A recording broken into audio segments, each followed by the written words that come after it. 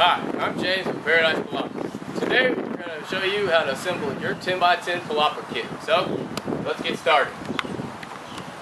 First step is to assemble the ring. All the pieces come pre-cut, pre-drilled, and labeled. All you have to do is align the numbers and bolt them together. When assembling your ring, you want to make sure the bottom side is flush and your inside edge is lined up. That way it sits on your pole flush. And then just bolt it together. It's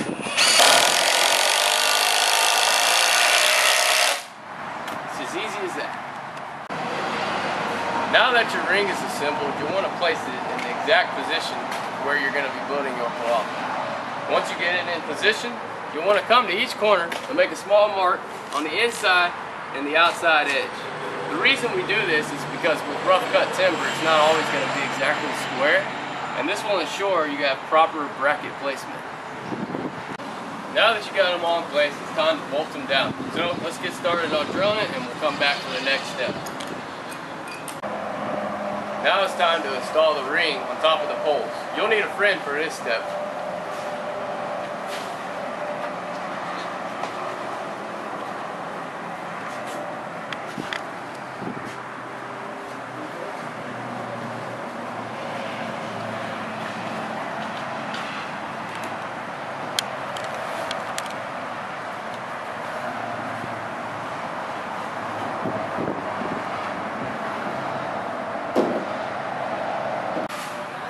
Now it's time to secure the ring to the post.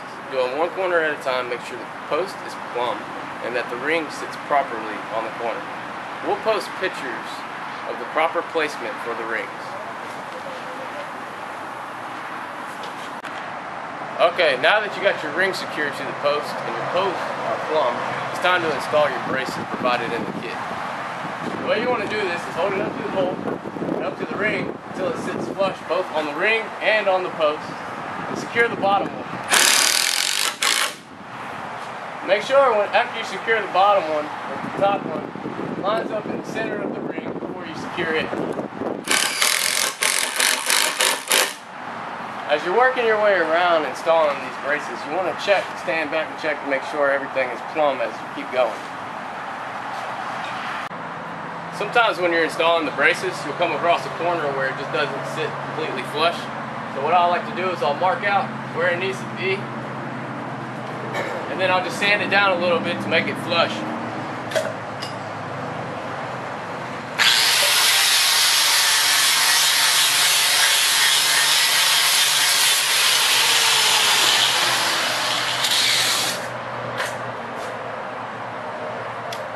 And then you can test fit it, make sure it's sitting flush, go ahead and secure it.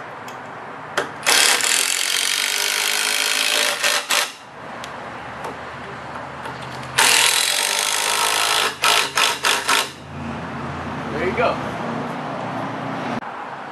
Alright guys, now that you got the braces installed, just do a final walk around, make sure everything's still straight and plumb before we get to the next step, which is to start the framing on the roof. So we'll get to that. Alright, now you got these attached directly opposite of each other. It's time to set this up there and get it screwed in. The way we like to do it is we'll set one side up on the ring. I'll hold it there until he gets up there.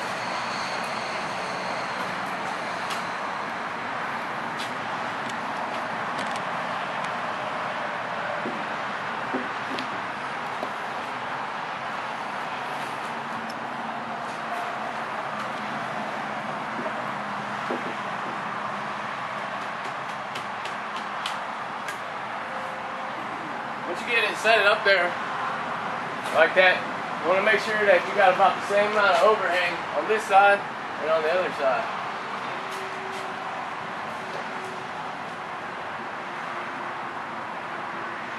And you want to also make sure that it's sitting directly on the center of the ring.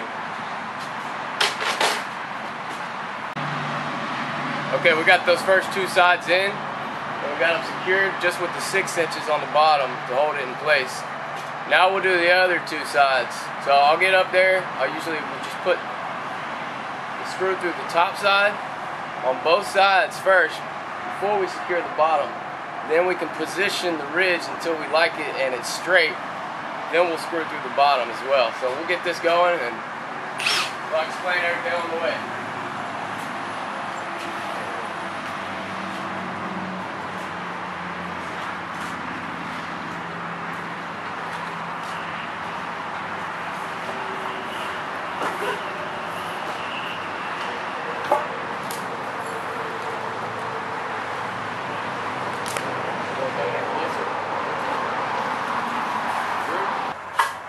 We'll go to the other side and do the same thing.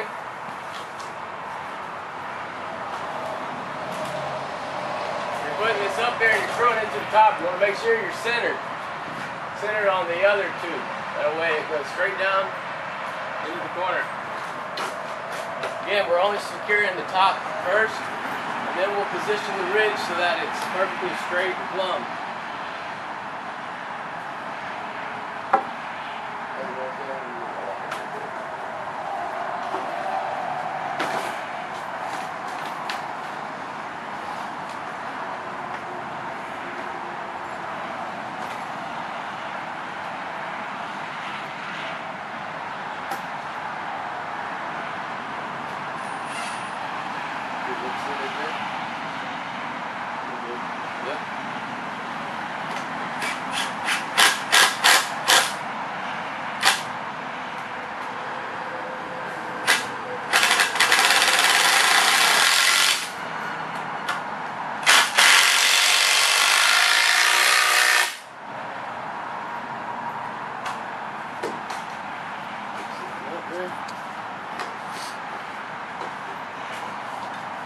Alright, after you get the top one secured, you want to step back and look at it, make sure everything's even and that it's dead center.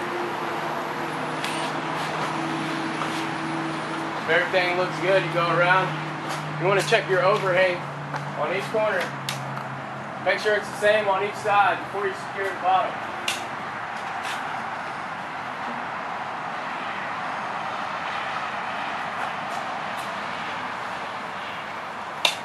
That's looking good. We can go ahead and secure the bottom. Okay, we got the 10-inch lags into the hips. Now we're ready to do the next step, which is put the 1x3s. The 1x3s are going to go on the bottom row all the way around. So we'll get set up for that and then we'll come back. Alright, now we're up here.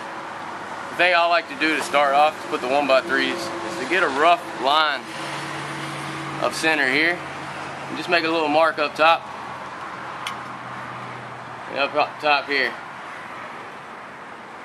That'll help you when you get your angle cut and you'll know that you're in the center. So when you're putting the 1x3s on here, you want this bottom edge to be matching up with the top of this edge here so that it'll sit flush. So just get a rough estimate. You also want to have a little bit of overhang on each side. Match that bottom to this edge and we'll go ahead and secure this one.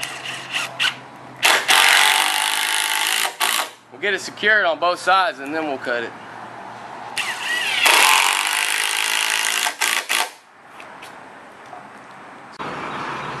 Okay, so after you do your first one, you always want to do the exact opposite side after the first one, and then we'll do the fill-ins.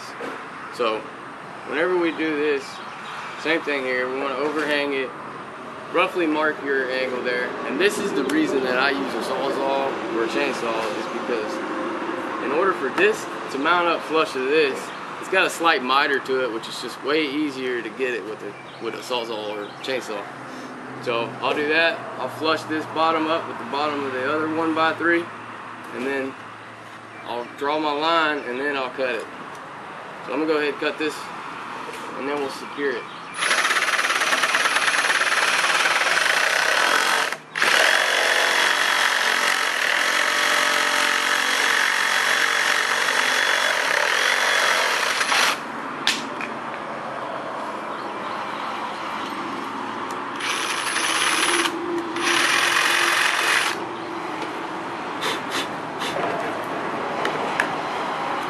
That's looking good. Flush the other side. So you can go ahead and secure that one now.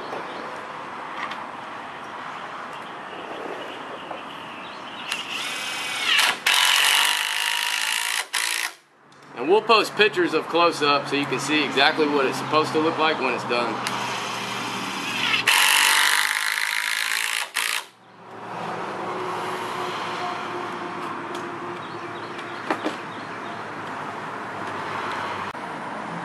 Alright, now we're going to get the rafters going. So, the side that has a pre-drilled hole is the side that's going to go up into the hip. So, we'll get this slid up there and I'll describe how we're doing it.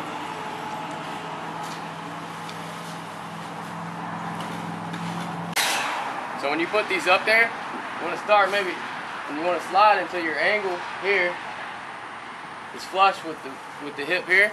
And also get your helper down here to pull it up until that is flush with the 1x, same as we did on the corner hips. You want that 1x3 to be flush outside of the rafter. So you want to check here, make sure you're flush here as well. Also, you want it to be flush across the top, so when you put your thatch on there later, it'll sit evenly. And if everything's looking good, you just go ahead and you secure just the top. We'll do the bottoms later. Okay, now you got these in, and they're flush with the top of the hips on both sides. And again, you want the bottom of this 1x3 to be flush with this rafter, as close as possible at least. And we'll do the same thing all the way around.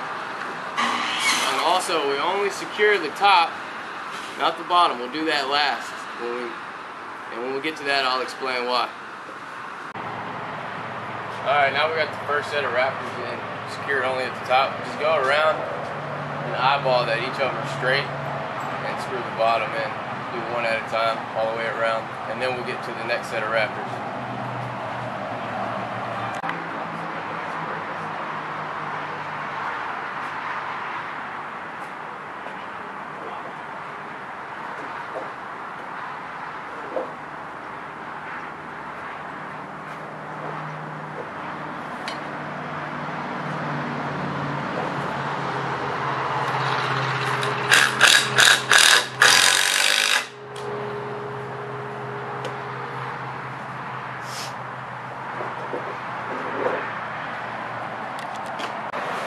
Alright guys, we got the 10x10 frame done.